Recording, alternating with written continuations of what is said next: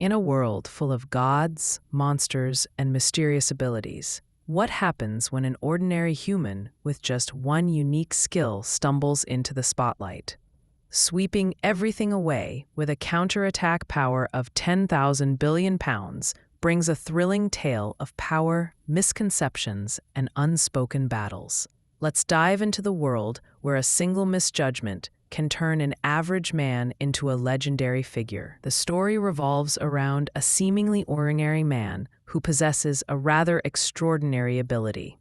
His only skill, the power to parry and reflect attacks with 10 times the original force.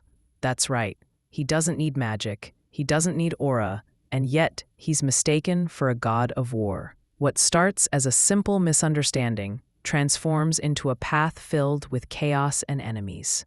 Set in a world where power reigns supreme, this novel creates a setting rich in mythology, with gods, strong warriors, and mystical beings. The premise of an ordinary human gaining such immense power purely through skill creates a refreshing contrast to the typical hero's journey. However, the world building isn't perfect. While the world is vast and well explained, there are moments where the author's focus on action overtakes the deeper exploration of the universe they've built. Now, let's talk characters. At the center, we have our misunderstood protagonist, whose only notable trait is the ability to reflect attacks with devastating power. He's a man of few words, but that doesn't stop him from attracting a growing cast of characters, particularly 3 women who develop feelings for him. But unfortunately, these side characters feel a little one-dimensional, caught in repetitive arcs. Their involvement never quite delivers the depth the story promises.